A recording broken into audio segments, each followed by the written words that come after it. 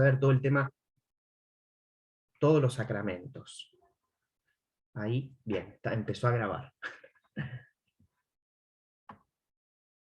Bueno, comenzamos hoy entonces con la purificación del imaginario, ¿no? El primer punto, ¿para qué la liturgia? ¿Para qué este estudio? Una frase bastante movilizadora y que nos tiene que ayudar a pensar, la dijo el Papa emérito Benedicto XVI, cuando en su tomo sobre la liturgia, pienso que ustedes saben que la obra teológica del cardenal Ratzinger o el teólogo Joseph Ratzinger se está editando en distintos volúmenes. Hay un volumen que quiso el entonces Papa Benedicto que se publicara primero, es sobre liturgia. Y ahí mismo él pone en la introducción de esa publicación, en castellano, que en relación con la liturgia se decide el destino de la fe y de la iglesia. Es una frase muy fuerte. En relación con la liturgia se decide el destino de la fe y de la iglesia. Pasaron los años, porque eso se publicó hace 10 años, y hará 1 o 2, cuando se hace la edición rusa de este tomo de liturgia, el cardenal, el Papa emérito, hace la introducción también para ese volumen, y pone una frase muy parecida. Dijo, la liturgia se cae, perdón, la iglesia se cae o se sostiene con la liturgia. La iglesia se cae o se sostiene con la liturgia. Así que evidentemente la liturgia es algo importante. Tenemos que preguntarnos, y para eso es este curso, ¿no? Bueno, ¿qué es eso tan importante que según el Papa Benedicto, su opinión, digamos, pero bueno, no es cualquier opinión, un hombre que se ha dedicado al estudio de la teología, ¿no? Y ha estado en distintos cargos, ¿no? Amigo y colaborador del Papa San Juan Pablo II, dice, la liturgia, en relación con la liturgia se decide el destino de la fe y de la iglesia. O la iglesia se sostiene o se cae con la liturgia.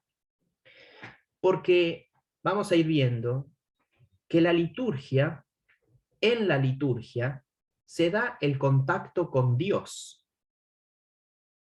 En las acciones litúrgicas, Dios me toca, Dios me salva, Dios me cura, Dios me fortalece. Entonces, el centro de la liturgia es Dios. Por eso, cuando se habla que la liturgia tiene que ver con el destino de la iglesia y de la fe, es porque la liturgia tiene que ser percibida en el verdadero sentido, como un lugar de adoración de Dios, la centralidad de Dios en la liturgia. Y esto puede parecer obvio, pero no es tan obvio, porque la tentación que tenemos los que celebramos la liturgia, o sea, los que celebramos la fe de la iglesia, es que hacer del ser humano el centro de la liturgia. Lo que me gusta, lo que me agrada, lo que me hace bien, lo que puedo, o sea, pero el centro no es el ser humano, el centro es Dios. Y en la correcta relación con la liturgia se decide el destino de la fe y de la iglesia. Digo, es una provocación, ¿no? Pero vemos que para este hombre la liturgia es central. Cuando uno busca en el diccionario la palabra liturgia, puede encontrar que la liturgia es el conjunto de las ceremonias sagradas y de los ritos propios de un culto religioso, y el conjunto de fórmulas, oraciones, lecturas que se recitan durante las funciones sagradas. Por extensión, dice el diccionario, liturgia es el conjunto de actos, frases o procedimientos convencionales en una determinada situación, también en sentido irónico. O sea, en primer lugar, la liturgia como el conjunto de ceremonias. Eso para el diccionario, ¿no? Un diccionario laico, digamos. Liturgia se relaciona con la religión, conjunto de ceremonias sagradas o ritos. Pero también, por extensión, los procedimientos, ¿no? Un conjunto de actos o frases, procedimientos. Incluso se habla de, en la política, ¿no? La liturgia de tal gobernador es, y uno dice, ¿y eso qué tiene que ver? Bueno, se habla de los procedimientos, ¿no? Los actos. Pero como vemos, el diccionario da una definición muy exterior y muy de la cáscara de lo que es la liturgia. La liturgia cristiana, la liturgia católica, ¿tiene que ver con las ceremonias y ritos sagrados? Sí, pero eso es muy exterior. Por ejemplo, en esas definiciones no se habla del contenido. ¿Qué es lo que se transmite? O mejor dicho, ¿qué es lo que se celebra en la liturgia? ¿No? Porque esos conjuntos, esas ceremonias sagradas y esos ritos, bueno, tienen que transmitir un mensaje. ¿Cuál es el mensaje? Bueno, no lo dice, ¿no? Imagínense, si la liturgia fuera eso, solamente un conjunto de ritos y ceremonias, ¿cómo se entiende la frase del Papa emérito Benedicto? En un conjunto de ceremonias y de ritos se va a jugar el destino de la fe y de la iglesia, o un conjunto de ceremonias y ritos va a sostener la iglesia. Nos damos cuenta que no. Hay muchas definiciones de liturgia que los autores católicos han escrito a lo largo de los siglos, y algunas son más bien sintéticas. Por ejemplo, un autor de habla francesa, Baudin, dijo que la liturgia es el culto de la iglesia. Una frase sintética. O Festouchier, aunque también, culto exterior de la iglesia. Culto exterior, culto de la iglesia. Acá ya tenemos un poquito más. Y otras definiciones de liturgia son un poco más elaboradas. Por ejemplo, un autor italiano, Magazzini, del siglo pasado, dice: la liturgia es el conjunto de signos sensibles de realidades sagradas, espirituales, invisibles, instituidas por Cristo y por la Iglesia, eficaces, cada una a su modo, en cuanto a lo que significan, y por las cuales Dios, el Padre, por apropiación, por medio de Cristo cabeza, en la presencia del Espíritu Santo, santifica, y la Iglesia, en la presencia del Santo Espíritu, uniéndose a Cristo su cabeza y sacerdote, por medio suyo, rinde como cuerpo su culto a Dios, al Padre por apropiación. Esta definición es más compleja, pero ya nos da muchos más elementos para tener, que se pueden resumir en algo que después va a decir la Sacrosanctum Concilium, ¿no? La liturgia es el ámbito donde Dios santifica al hombre y donde el hombre glorifica a Dios a través de signos sensibles, ¿no? A través de ritos, sí, a través de gestos, a través de palabras. Pero la liturgia, en una definición más amplia, entonces, Dios santifica al ser humano, Dios santifica al que celebra, pero también el celebrante, los celebrantes de la liturgia, el Cristo total, ya lo veremos, le damos gloria a Dios. Lo alabamos, lo bendecimos, lo glorificamos, ¿no? Lo que decimos en el Gloria todos los domingos. Te alabamos, te bendecimos, te adoramos, te glorificamos. Eso hacemos en la liturgia. Somos santificados, fortalecidos, perdonados, sanados, y en la misma liturgia lo glorificamos a Dios. Ven entonces cómo, si uno va entendiendo qué es la liturgia, entiende que la liturgia sea el centro o la fuente y la culmen en la vida cristiana, en la vida de la iglesia. Es importantísima la liturgia, porque es el encuentro con el Dios vivo en Cristo resucitado, ¿no? Les decía también, esta definición más compleja de Bagaglini entra en el Magisterio, en el Sacrosanctum Concilium, pero anteriormente, digamos, cronológicamente, lo tenemos también en un texto del Papa Pío XII, que escribió en el año 1947 un documento sobre liturgia, que se llama Mediator Dei. Ese texto es importantísimo, aconsejo la lectura completa, pero también ese texto es la principal referencia del texto sobre liturgia, la Constitución Dogmática del Vaticano II, Sacrosanctum Concilium, ¿no? En general, el Papa Pío XII es el Papa más citado en el Concilio Vaticano II, pero con respecto a la liturgia, se cita especialmente este texto de él, la Mediator Dei. Leo un fragmento. El mediador entre Dios y los hombres, así empieza, el gran pontífice que penetró hasta lo más alto del cielo, Jesús, Hijo de Dios, al encargarse de la obra de misericordia con que enriqueció al género humano con beneficios sobrenaturales, quiso, sin duda alguna, restablecer entre los hombres y su Criador aquel orden que el pecado había perturbado y volver a conducir al Padre Celestial, primer principio y último fin, la mísera descendencia de Adán manchada por el pecado original.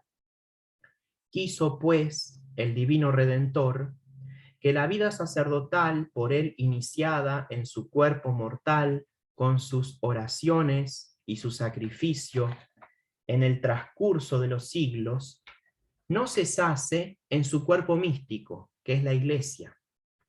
La Iglesia, pues, fiel al mandato recibido de su fundador, continúa el oficio sacerdotal de Jesucristo, sobre todo mediante la Sagrada Liturgia. La Sagrada Liturgia es, por lo tanto, el culto público que nuestro Redentor rinde al Padre como cabeza de la Iglesia, y es el culto que la sociedad de los fieles rinde a su cabeza, y por medio de él, al Eterno Padre.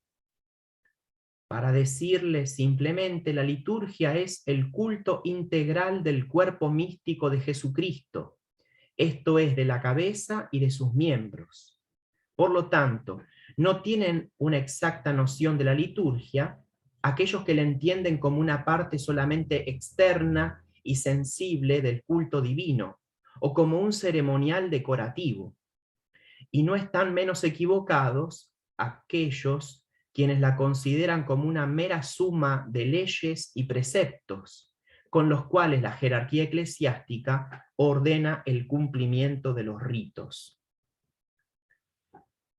Vemos así entonces en esta cita de la Sacrosanctum Concilium que la liturgia tiene que ver con Cristo, con el misterio de Cristo. Cristo que es cabeza de un cuerpo. Por lo tanto, tiene que ver con nosotros también, que por el bautismo somos miembros de Cristo. Ese culto que se le rinde a Dios Padre, en primer lugar lo rinde Cristo. Y esa santificación que digo, en la liturgia experimentamos al ser sanados, purificados, perdonados, ¿no? Suenan cada uno de los sacramentos, es el mismo Cristo el que en primer lugar lo hizo.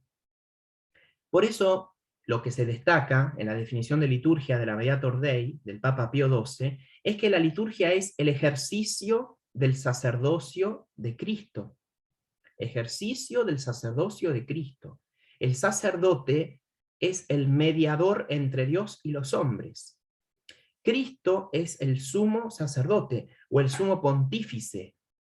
Es el mediador, es el que le rinde culto a Dios y es el que recibe de Dios los beneficios para a su vez transmitirlos. Por eso acá es importante recordar una definición del Papa San León Magno, cuando dice que lo que era visible en nuestro Salvador ha pasado a sus misterios. Lo que era visible en nuestro Salvador ha pasado a sus misterios. Los misterios, acá hay que entenderlo como la liturgia. Misterio en griego, sacramento en latín. Lo que era visible ha pasado a la liturgia. Entonces, ¿quién es el que celebra la liturgia? ¿Quién es el que facilita o procura la santificación de los hombres y la glorificación de Dios? Es el mismo Cristo. Y cada uno de nosotros que participamos en la liturgia somos asociados a la obra de Cristo. Por eso, ¿ven? La liturgia, ¿quién celebra la liturgia? Pregunta el catecismo. La celebra el Cristo total, la cabeza y los miembros, ¿no? Entonces, Cristo es el que le rinde culto al Padre, Él es el verdadero adorador, el que adora en espíritu y en verdad, y nosotros somos sumados a esa adoración. ¿Y quién es el que perdonó los pecados, sanó a los enfermos, procuró el fortalecimiento en el testimonio, ¿no? Estoy hablando la confirmación. ¿Quién es el que procuró la santificación de los hombres? El mismo Cristo. Entonces, en la liturgia es este lugar, por eso es fuente y es culmen, es ese lugar donde somos santificados y donde glorificamos a Dios. Esa misma definición, esto que estoy explicando, se repite, ya lo dije más de una vez, en el texto Sacrosanctum Concilium, que es el texto del Vaticano II. La verdad que no voy a leer la cita para que no se haga muy largo, pero el punto de referencia ahí está en los primeros números, especialmente en el número 6 y 7 de la Sacrosanctum Concilium, se da esta definición de liturgia que estamos manejando, ¿no? Para definir, digamos, para concretar una definición un poco más simple de liturgia, podemos decir que la liturgia son acciones de intercambio de vida entre el Padre y su familia en Cristo según una modalidad ritual. Voy a repetirlo por si quieren anotar esa frase, ¿no? Es una definición que trata de abarcar todo lo que estuvimos viendo. La liturgia son acciones de intercambio de vida entre el Padre y su familia en Cristo, según una modalidad ritual. Bien, entonces, la liturgia estamos viendo que no es solamente una acción. La liturgia no es la misa o la misa del domingo. ¿Ven? No es una acción, ir a misa. La liturgia son acciones. Además, si uno se pone a pensar, en la misa hay un montón de acciones que se desenvuelven, ¿no? Pero bueno, ¿ven? No basta una acción, o sea, ir a misa. No es suficiente ir a misa. La liturgia son acciones de intercambio de vida. Acá es Dios que me transforma y yo me dejo transformar también. Pero la liturgia que participamos un grupo de fieles. Entonces, hay un intercambio también de experiencias de vida y experiencias de fe en la liturgia. Me hace bien, me ayuda a que los demás estén participando, acá también deslizo una palabra importantísima en la liturgia, que estén participando consciente, activa y fructuosamente en la liturgia. Se produce un intercambio incluso entre los participantes de la asamblea de la tierra. Vamos a ver el tema de las asambleas, ¿no? Pero cada sacramento, cada acción litúrgica tiene una asamblea en la tierra. También hay una asamblea que es invisible. Los ángeles, los difuntos, los santos. Entonces la liturgia son acciones de intercambio de vida entre el Padre y su familia en Cristo.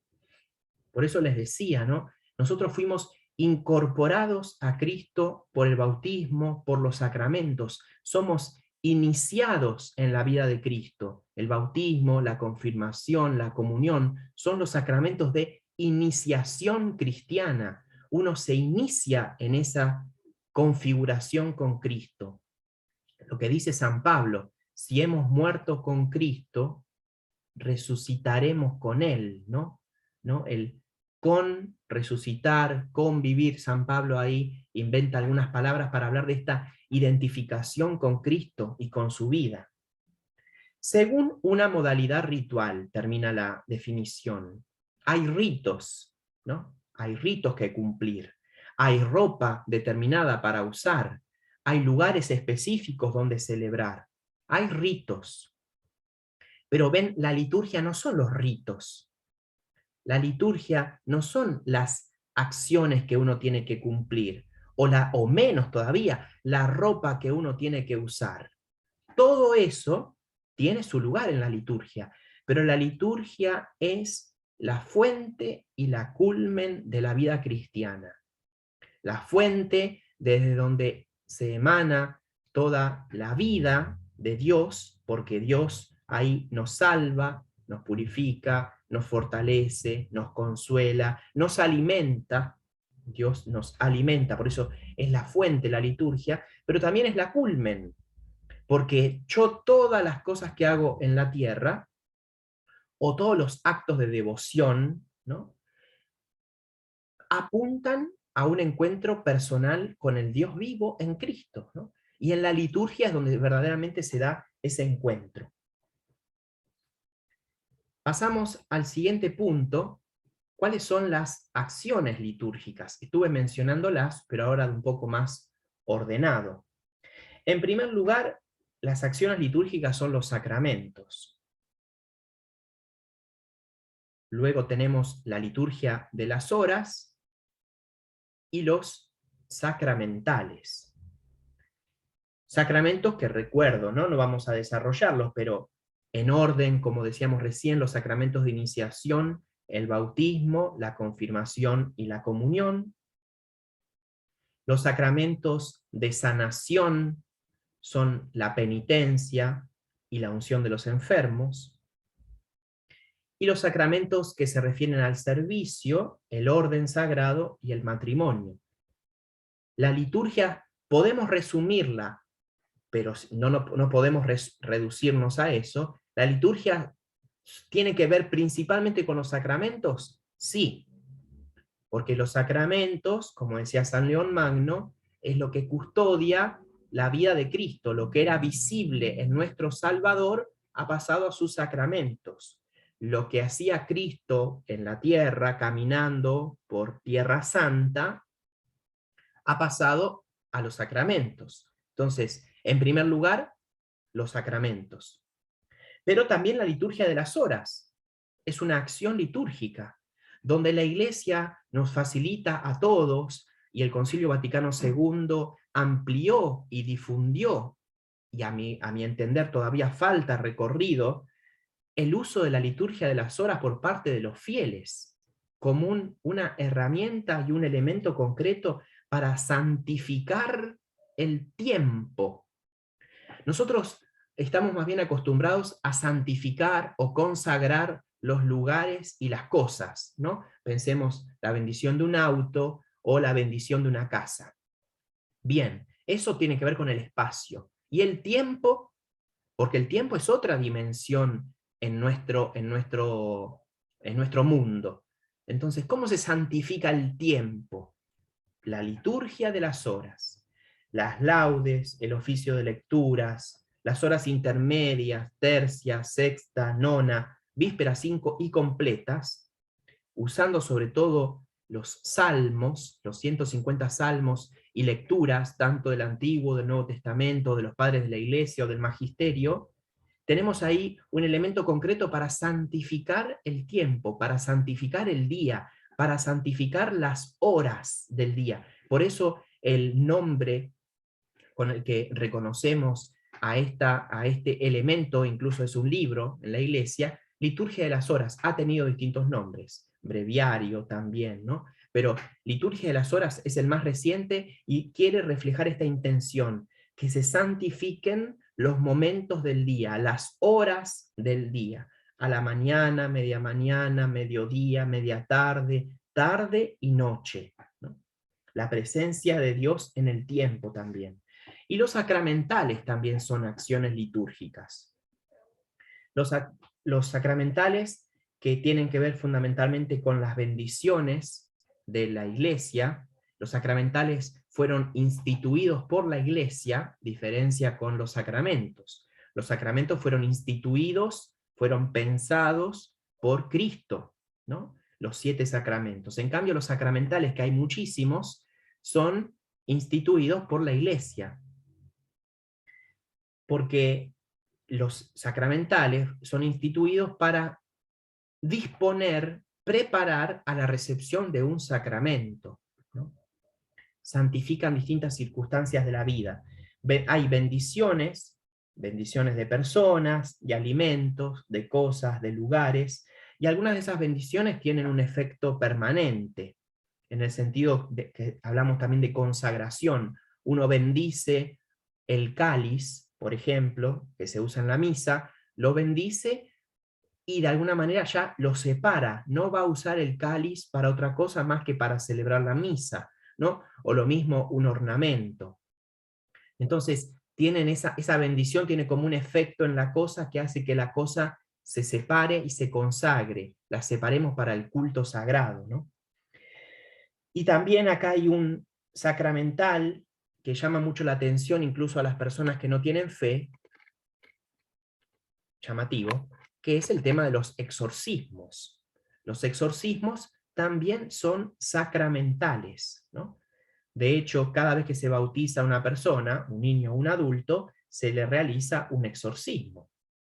Se procura, como dice Santo Tomás, correr el obstáculo, o sea, limpiar ese lugar, bendecirlo, por eso el exorcismo es una bendición, pero es una bendición con un poder de expulsión, ¿no? Así que tenemos el exorcismo en los bautismos, lo más ordinario, digamos, en la vida de la iglesia, y lo extraordinario, el exorcismo mayor, que implica ya un sacerdote, con el ritual de la iglesia, con la autorización del obispo, con ciertas características de ese sacerdote. Bueno, entonces hay distintos exorcismos, además de toda bendición también de un objeto, tiene siempre un poder exorcístico de apartar el influjo maligno de ese elemento o de esa cosa, ¿no? Otras acciones litúrgicas también son las exequias cristianas, ¿no? Eso es importante, la oración por los difuntos, pero sobre todo lo que es el responso, pensemos en una casa velatoria o en la casa de la familia, cuando el cuerpo del difunto se lleva a la iglesia y se celebra la misa exequial, o cuando el sacerdote o el diácono acompaña y se produce el entierro propiamente, la inhumación. Bueno, esas son las exequias cristianas, donde brilla la luz de la resurrección, ¿no? Especialmente en este templo. Por eso, por ejemplo, cuando viene el cuerpo del difunto al templo para celebrar la misa exequial, se prende el cirio pascual.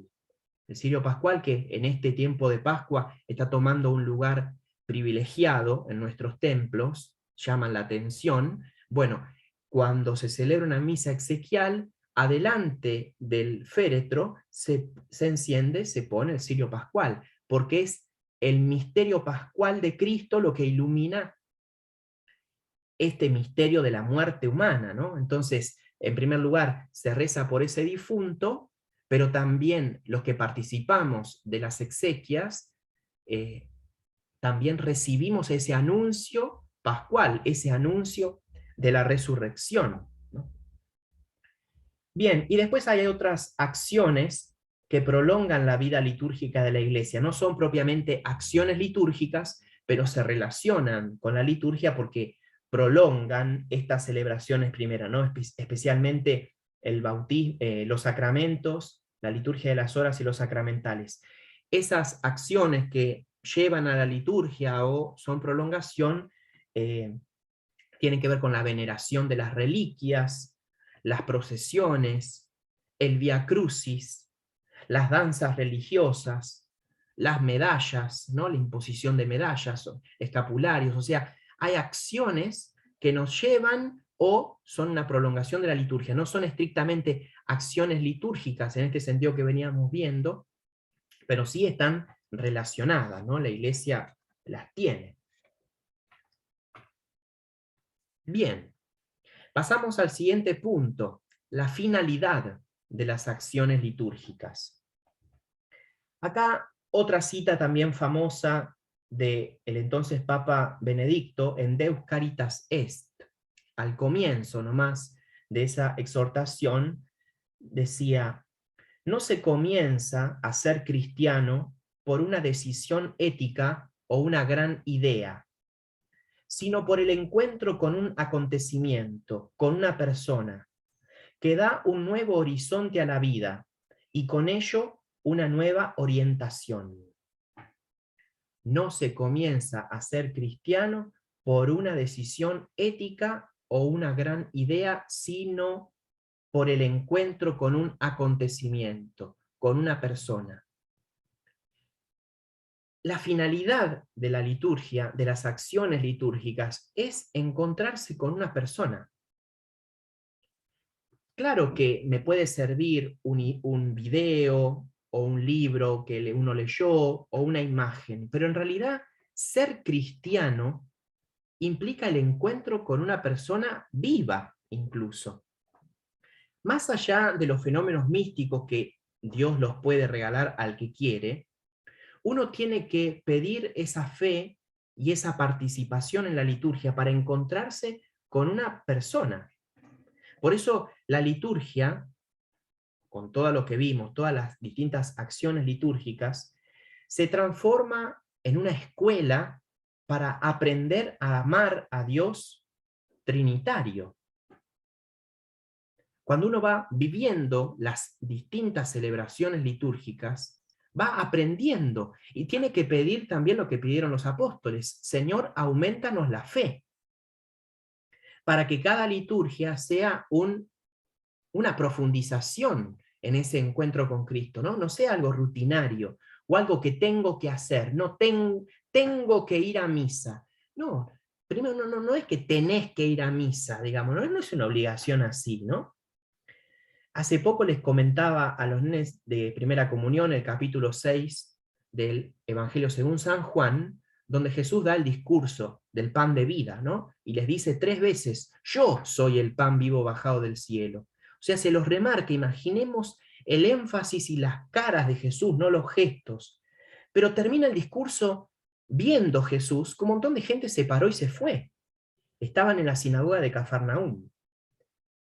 Gente que se paró y se fue, pero no gente, discípulos, dice el texto. O sea, muchas personas que lo venían siguiendo a Jesús. El discurso de pan de vida fue tremendo, digamos, porque ¿cómo este nos puede dar a comer su carne y a beber su sangre? ¿Qué es eso? Pero digo, vamos con la libertad, ¿no?, que nos da Dios para profundizar en la relación con Él. Los mira a los apóstoles y les dice: ¿ustedes también quieren irse? Entonces, la liturgia siempre es el encuentro con Cristo, ¿no? Nosotros tenemos que responder con Pedro: Señor, ¿a quién iremos? ¿Dónde vamos a ir si no es a la liturgia a encontrarnos con vos, ¿no? Esa, digo, es la convicción que tenemos que tener, que vamos a la liturgia a participar de ese encuentro con Cristo.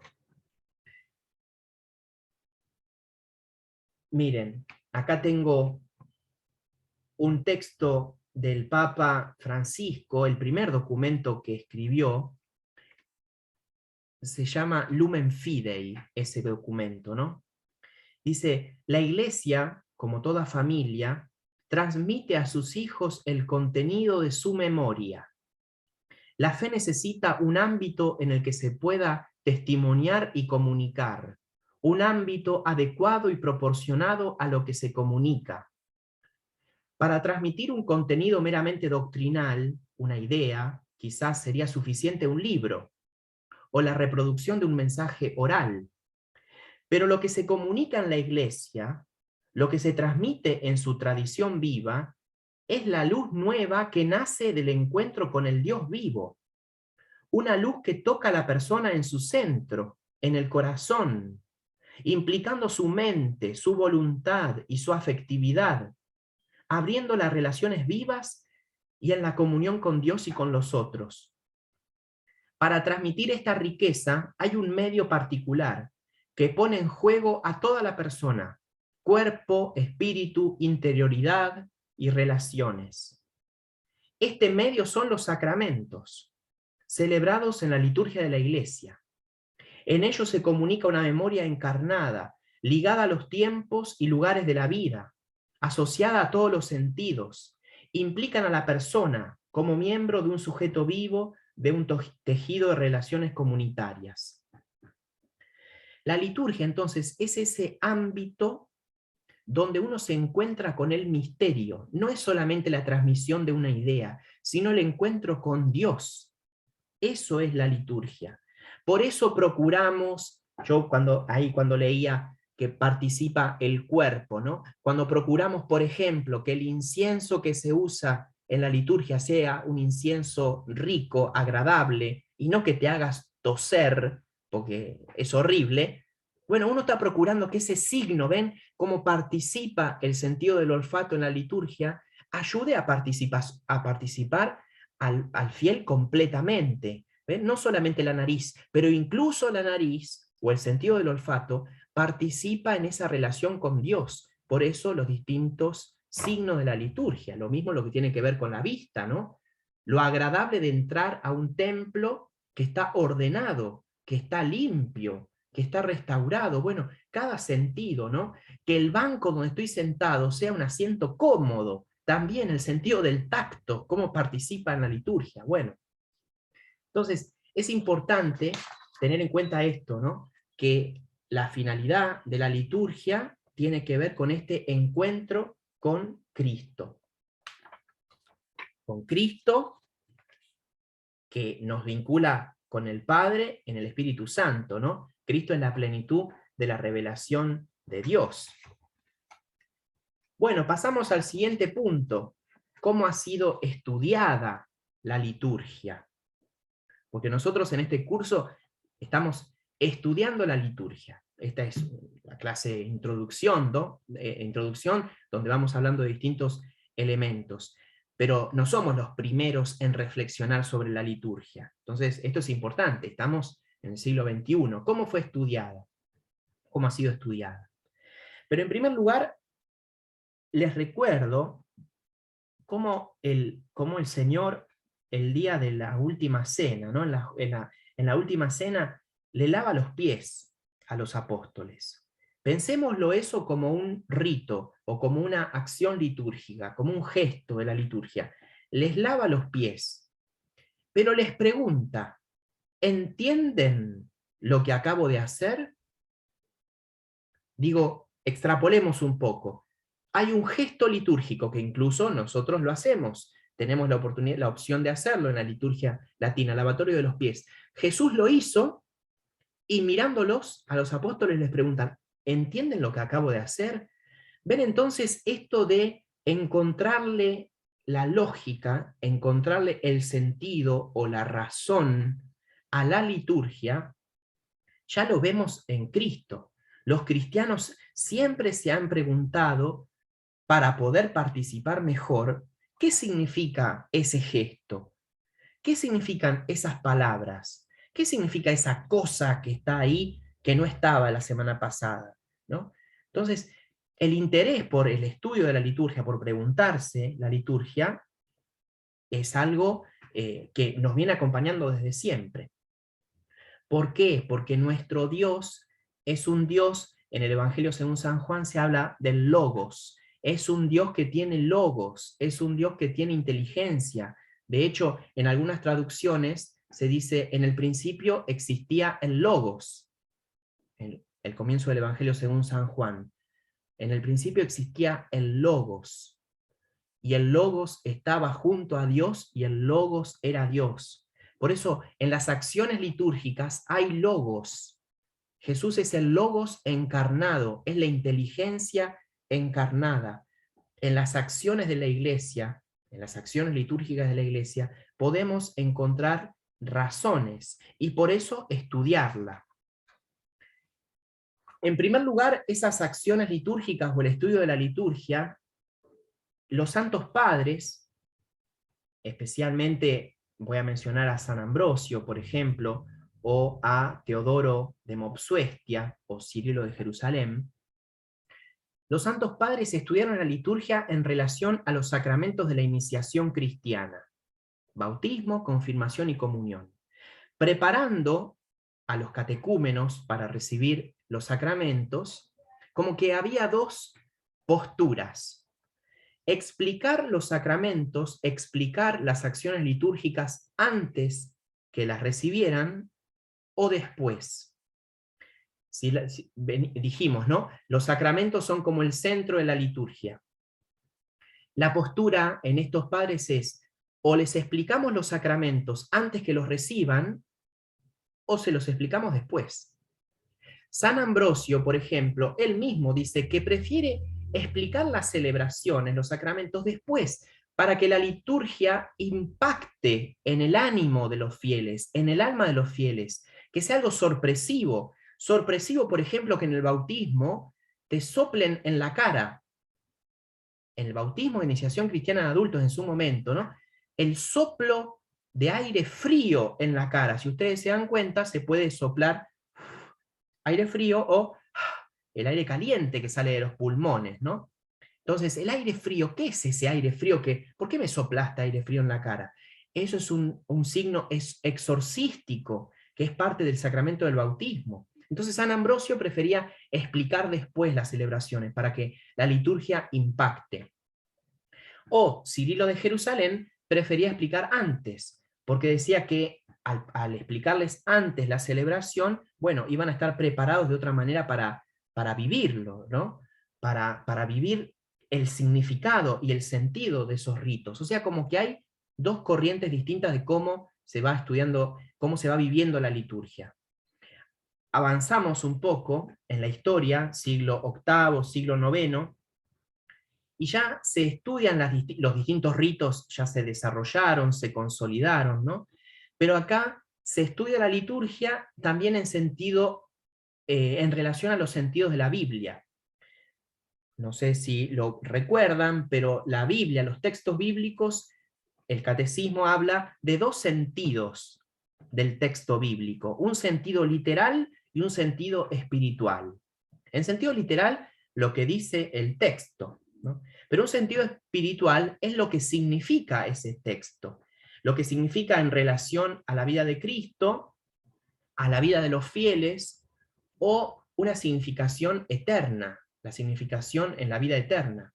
Bueno, esos sentidos de la liturgia se aplican a las acciones litúrgicas. Entonces, la liturgia se va viendo un sentido literal, por ejemplo, la historia de este rito, ¿no? Dónde surgió, quién fue el mentor, bueno, los primeros pasos en ese rito, un sentido literal.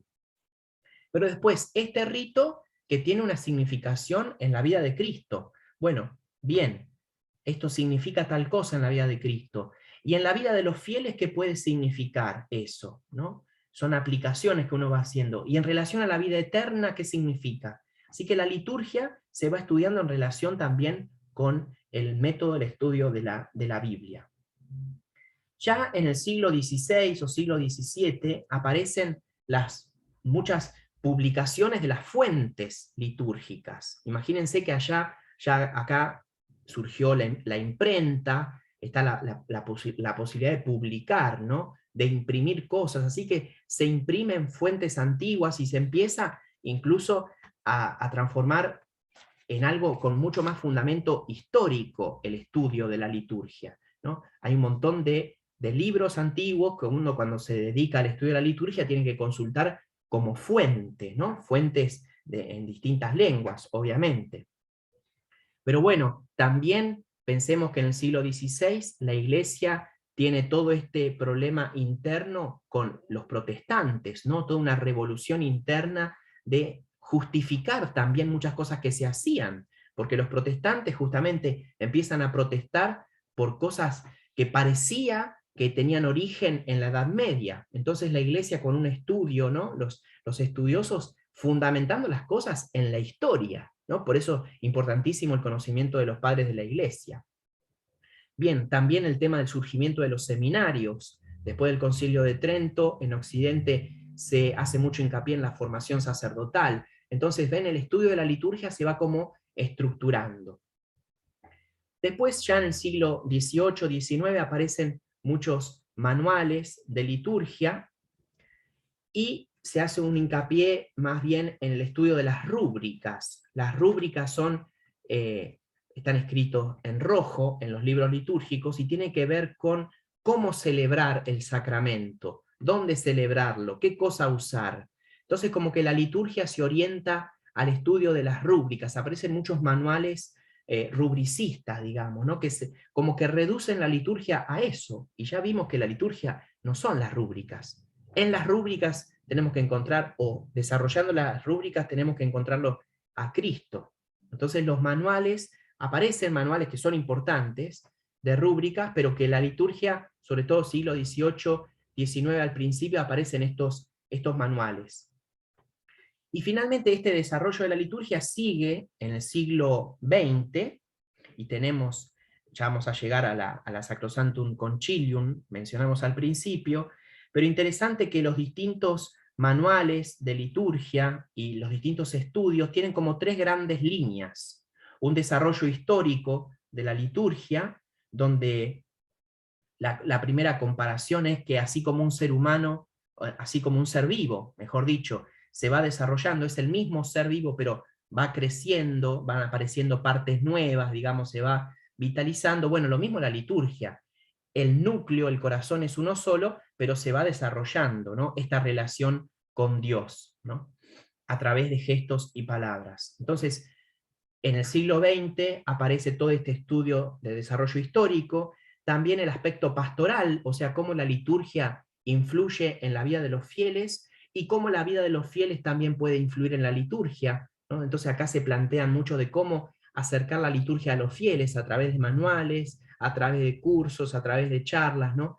O sea, toda la preocupación pastoral también, y una reflexión más bien sistemática de la liturgia, donde aparecen grandes manuales que hoy en día consultamos, ¿no? Por ejemplo, yo decía de Bagallini, tiene El sentido teológico de la liturgia. Es un librito, letra biblia, interesante, pero es más bien sistemático. O Romano Guardini también, Bodin había citado.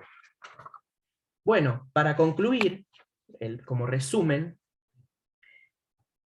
vimos un poquito de la historia, cómo se estudia, cómo se estudió la liturgia, ¿no? Pero la liturgia, las acciones litúrgicas, entonces, tienen que ver con el misterio de Dios en Cristo, ¿no? El corazón de la liturgia va a ser Cristo que revela al Padre, ¿no? Lo que era visible en nuestro Salvador ha pasado a sus misterios.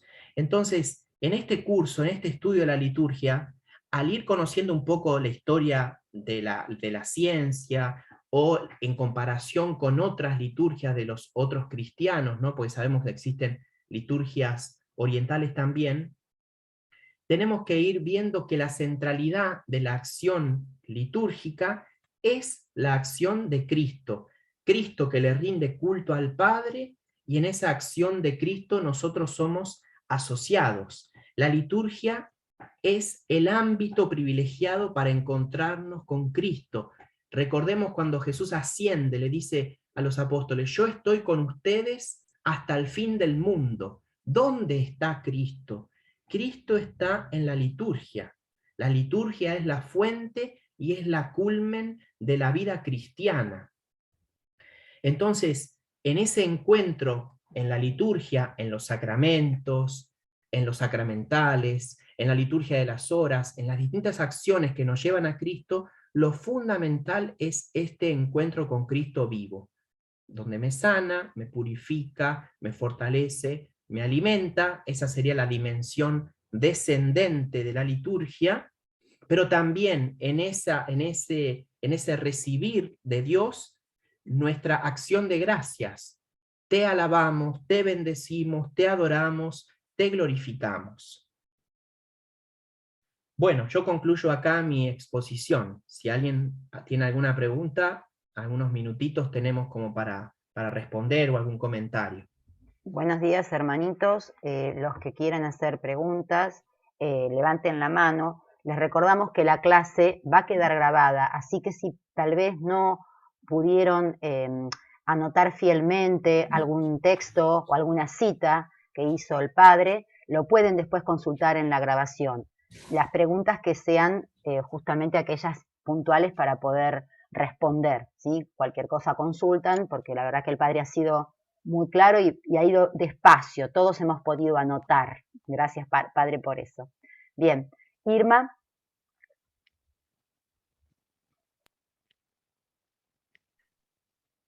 Buenos días.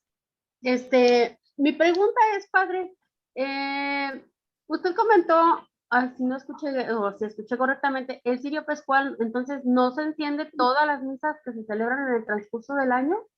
¿O solo en ciertas ocasiones? Porque eso me llamó la atención. Gracias. Bueno, gracias por la pregunta, Irma. Tal cual, ¿no? El cirio pascual durante el año no se enciende durante el tiempo pascual, o sea, estos 50 días que tenemos hasta el día de Pentecostés, y después queda en un lugar importante del templo, por lo general, cerca de la pila bautismal.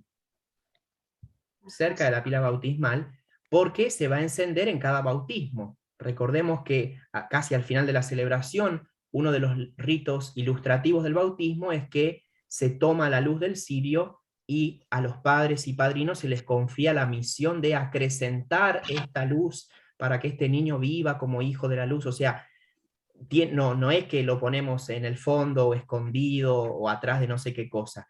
No tiene un rol fundamental, principal, cerca del altar como durante el tiempo de Pascua, pero se va a usar en los bautismos. Y también, digo, es algo menos frecuente, al menos en Argentina se ha perdido mucho, sobre todo en Buenos Aires, la misa de cuerpo presente, la misa exequial, pero en las misas exequiales se enciende el cirio pascual, pero durante el año no.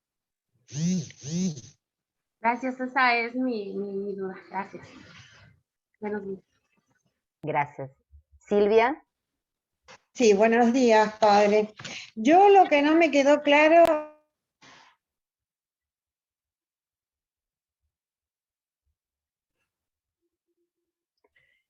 Perdón. Ahí está. Buenos días, perdón, buenos días, padre. La liturgia de las horas no comprendo. ¿Eso se hace en la iglesia o en la casa? ¿Tiene que ver con la adoración al Santísimo, con permanecer en la iglesia, en oración? O no entiendo bien a qué se refiere. Bien. La liturgia, gracias por la pregunta. Me gusta, pues son preguntas muy concretas. Muy bien. Sí, en realidad no comprendí. Bien, perfecto. La liturgia de las horas es un libro, ¿no? Es un libro que puede estar en un tomo, en muchos tomos. Ese libro, por lo general, los sacerdotes andamos con ese libro dando vuelta. Entonces, cuando usted ve a su párroco con un libro, intuya que puede ser la liturgia de las horas. Porque nosotros, los sacerdotes, los consagrados, hicimos una promesa incluso de celebrar la liturgia de las horas todos los días de nuestra vida, ¿no? Entonces, no sabía. Claro, pero esa promesa que hicimos nosotros, digo, y lo celebramos, la liturgia de las horas, a lo largo del día, el Concilio Vaticano II hizo mucho hincapié en que los fieles laicos también tengan y disfruten esa oración. Es más, con el sacerdote, ¿no?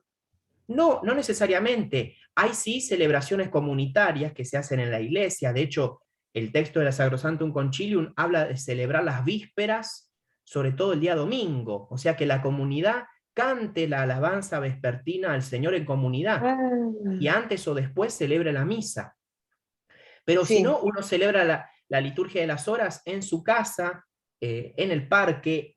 Obviamente, usted habló de la adoración eucarística. Es algo muy bueno celebrar la liturgia de las horas delante del Santísimo, pero no es algo necesario. Sirve un montón, obviamente, ¿no? Mejor lugar que ese, pero es algo que uno puede rezar incluso en el micro. Hoy en día como hay muchas aplicaciones, está en el teléfono también, nada como el libro, ¿no? Porque el libro es un libro litúrgico. Pero si usted busca en internet, liturgia de las horas, incluso existen aplicaciones, se lo descarga al teléfono y todos los días no tiene que andar buscando, sino que tiene todo de corrido cuáles son los textos, las oraciones. O sea que los laicos también podemos tener acceso a ese libro. Sí, sí, tal cual. Esa es la voluntad de la Iglesia. Y los No sabía. y los párrocos tenemos que trabajar para que ustedes conozcan la riqueza de la liturgia de las horas. Ajá, bueno, gracias, padre. De nada. Gracias, padre. ¿Alguna pregunta más?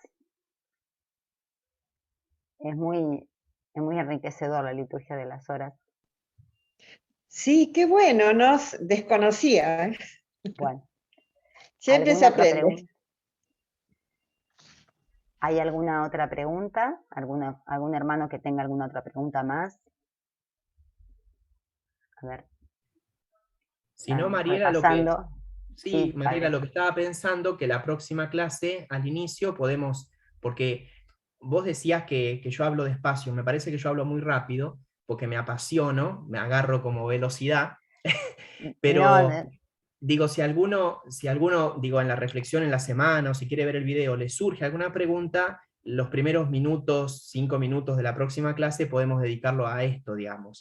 Y además, perfecto, y además los hermanos tienen también el formulario del curso de liturgia y un formulario de Google donde pueden completar con dudas y preguntas. Nosotros luego las recopilamos y inclusive Leandro se las puede mandar con anticipación para que a lo mejor si usted necesita buscar algún tipo de bibliografía específica de una pregunta, lo puede hacer. Eso también lo vamos haciendo. Le damos tiempo a los hermanos para que reflexionen, pero bueno, realmente a veces hay padres que por ahí, como usted, se apasionan mucho, pero hablan más rápido, pero usted dio tiempo y citó y pudimos tomar nota. O sea, la idea de la academia es aprender a ser alumnos, siempre con nuestro cuadernito, con nuestra lapicera, lápiz, tomando nota, ¿no? Así nos vamos formando y enriqueciendo. Así que bueno, hermanos, si no tenemos ninguna pregunta, lo liberamos al padre, que ha sido tan amable. ¿Alguno más? Si dice, o abre el micrófono, si no sabe por ahí poner la manito, si alguien quiere con armonía, abra su micrófono libremente, si no saben usar la aplicación de levantar la mano. Espero un minuto más, abran el micrófono y pueden preguntar. Ahí está. Por eso. No encontraba la manito, ¿eh? Claro, por eso. Estuvimos pensando que no todos saben usar la manito. Bueno, Carmelo. Un saludo especial al padre Jonathan y especial hincapié, lo que dijo varias veces fue la participación. No voy a misa, sino participo de la misa, participo del sacramento, vivo ese momento. Eso me parece que habrá que repetirlo hasta el cansancio y sacarnos la muletilla quizás del pensamiento y de decir, vamos a misa, tenemos que venir a misa, ¿no? Eso el padre lo recalcó, pero necesitamos hacer catequesis, por así decir, formación nosotros y dárselo a los demás, que el participar de los sacramentos y especialmente de la Santa Misa no es una cosa externa, sino ponernos presencialmente, ese encuentro con Dios, ese encuentro con el Padre, ese encuentro también con la comunidad para dar gloria, alabar, etc. Muchas gracias. Gracias al Padre Jonathan. Gracias, Padre Carmelo. Sí, el tema del intercambio, ¿no? Importante eso, saber cómo uno no tiene que ir a misa de cuerpo presente. Esa es una expresión que se usa en las misas de difuntos, ¿no? Misa de cuerpo presente se dice, ¿no? Porque está el cuerpo del difunto presente. No hay que ir a misa de cuerpo presente, hay que ir a misa de cuerpo, alma, espíritu, totalmente hay que estar en misa. Bueno, Silvia Izarazu. Buen día. Primero agradecerle, Padre, y a todos los organizadores por este curso tan interesante. Bueno, un saludo. Yo les estoy viendo desde Bolivia, Potosí, Bolivia, y mi duda, Padre, es al respecto de, por ejemplo, la solicitud de la Virgen de que comulguemos, recemos el rosario cada primero sábado de cada mes, que estemos en gracia, y también hay otro de los viernes, que igual hagamos comunión estando en gracia, y para el Sagrado Corazón de Jesús. Entonces, esto también estaría dentro de lo que hoy nos ha explicado, ¿verdad, Padre? Claro, la Virgen nos lleva a Cristo, por lo tanto, la Virgen nos va a llevar siempre a la liturgia. Y en la liturgia la tenemos que encontrar a la Virgen, no solamente, ¿no? Pero es un encuentro también. Incluso, usted hacía mención de revelaciones, ¿no? Hay muchas revelaciones privadas que las personas han visto a la Santísima Virgen en la misa, al lado del altar, o al lado de su hijo, ¿no? O a los ángeles los han escuchado, o a los santos. Por lo tanto, la Virgen está totalmente de acuerdo conmigo. No, al revés. Yo estoy totalmente de acuerdo con la Virgen, ¿no? La Virgen nos lleva a Cristo, por lo tanto nos lleva al misterio de la liturgia, ¿no? Así que, bueno, es así, es así. Bueno, ahora yo sí me tengo que despedir porque tengo otra clase en 15 minutos, así que les agradezco mucho las preguntas, sirve un montón que pregunten, así que preparen la artillería para el próximo encuentro, el próximo viernes. Perfecto. Bueno, Gracias, Padre, le damos las gracias y le pedimos la bendición final. Por favor, Sí, así nos vamos que Dios nos todos en bendiga a gracia. todos. En el nombre del Padre, y del Hijo, y del Espíritu Santo. Amén. Amén. Derrama, Señor, tu bendición sobre nosotros, tus hijos, que hemos dedicado este tiempo que tú mismo has posibilitado que tengamos para profundizar en este misterio de nuestra salvación. Ayúdanos a adorarte, Padre, por Cristo en el Espíritu Santo, por la especial intercesión de la Santísima Virgen María, Nuestra Señora de Fátima. En el nombre del Padre, y del Hijo, y del Espíritu Santo. Amén. Amén. Bueno, buen día a todos.